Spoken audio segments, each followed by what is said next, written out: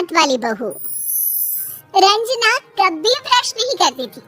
उसे कितनी बार उसके माँ बाप ने डांटा, लेकिन उसका कोई असर उस पर होता ही नहीं था, जिस कारण से उसके दांत पीले पीले हो जाते हैं। शादी के बाद। अरे बहू, वैसे तो तुझ में कोई कमी नहीं है, पर तेरे दांत इतने पीले कैसे हैं बेटा? कैसे मतलब? कोई सर्जरी थोड़ी ना कराई है। वो तो क्या नाम, मैं ब्रश नहीं करती थी तो पीले हो गए। अब क्या करूं? आप कहें तो लाल करवा लूं या फिर काले? यार ये क्या है, क्यों माँ से लड़ रही हो? लड़ रही हूँ? अरे मैं लड़ रही हूँ या ये बोल रही है कि दांत पीले हैं, पीले। अरे तपस्या थोड़ी ना की है इन्हें पीले करने के लिए। बकायदा ब्रश नहीं किया है 20 साल तक, तब जाकर। कैसी बात कर रही हो? ये उस वक्त तो पीले नहीं थे जब हम लोग तुम्हें देखने आए थे।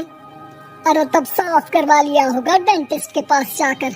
अब देखो कैसे पीले पीले लग रहे हैं। रंजना सास की तरफ गुस्से से देखती है। फिर शुरू हो गई पीले पीले पीले। अरे पीले तो तब भी थे जब मेरे हाथ का रसगुल्ला उड़ा उड़ा कर खा रही थी और बोल रही थी, लड़की नहीं गुणों का खजाना दे रहे भाई साहब। अब वो लोग करते भी तो क्या करते, पीले दांत वाली बहू पल्ले पड़ी थी तो झेलना तो था ही। एक दिन कीर्तन में रंजना गाना गा रही थी। अरे कमला बहन, माँ का द्वार आया तो सब शुद्ध होकर आता है, फिर अपनी बहू को ब्रश भी नहीं कराती तुम। दूर से पीले पीले दांत भक्ति में बाधा उत्पन्न कर रहे हैं। और कोई 2 साल के बच्चे थोड़ी ना लेकर आई हूँ मैं बहू बनाकर।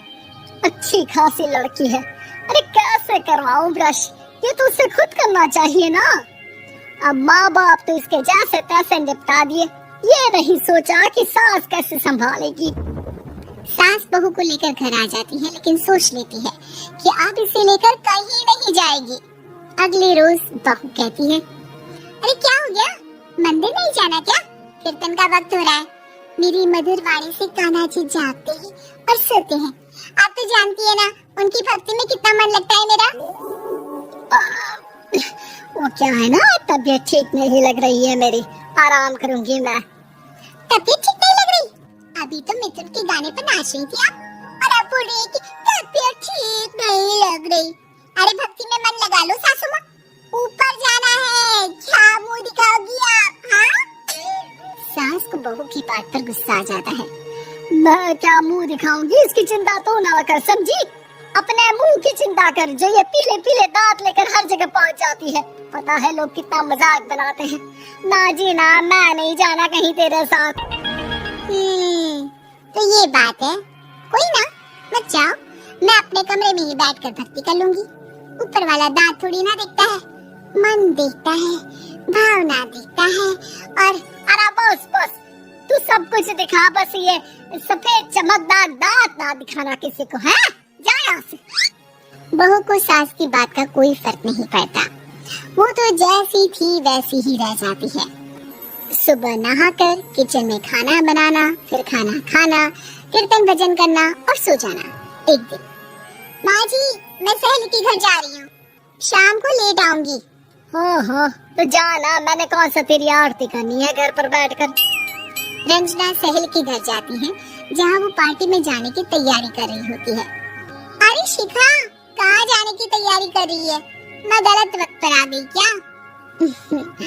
अरे नहीं यार, उल्टा सही वक्त पर आई है। मैंने ये साड़ी और ज्वेलरी निकाली है यार, शाम को इनके ऑफिस की एक पार्टी में जाना है। बताना कैसा लग रहा है ये सब?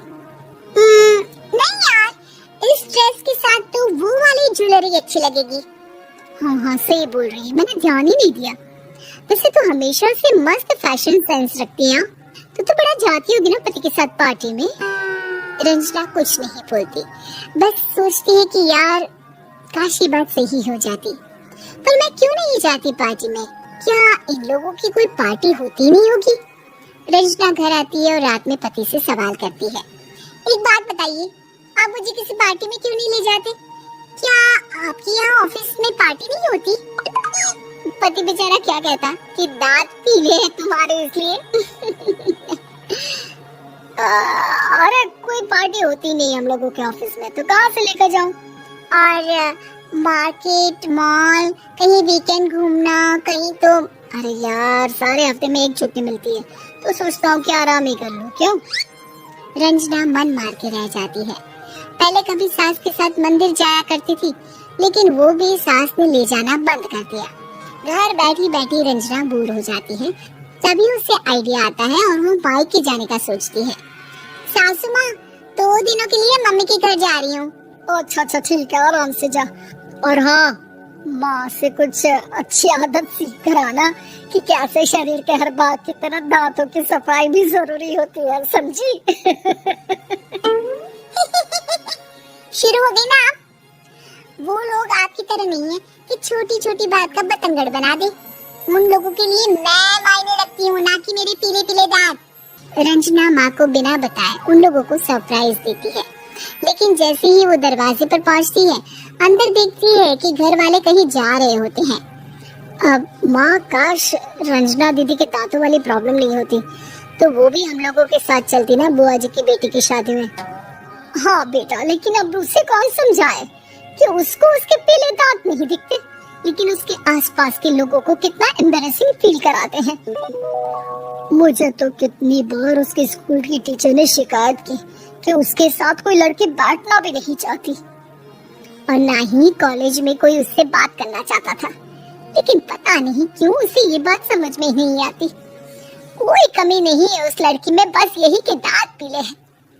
वो तो भला हो जीजाजी और उनकी माँ का, जो दीदी को जैसी है वैसे ही रखा हुआ है। रंजना को अपने घर वालों की बात सुनकर बहुत दुख होता है। वो सोचती है कि वो क्या करे, लेकिन फिर वो सीधा डेंटिस्ट के पास जाती है, अपने दांत चमकाती है और कसम खाती है कि वो रोज ब्रश करेगी। और क्या हो गया? तुम तो 2 दिनों के लिए गई थी ना? पर कोई ना, अच्छा है, चलो आ गई तो। रंजना सास के सामने आकर खड़ी हो जाती है और पूरी स्माइल करती है, उसके चमकदार दांतों को दिखाती हुई। चले मंदिर। माँ, मुझे माफ कर दीजिए, मैंने आप लोगों को बहुत एम्बैरेसिंग फील करवाया। मैं आज से रोज ब्रश करूंगी।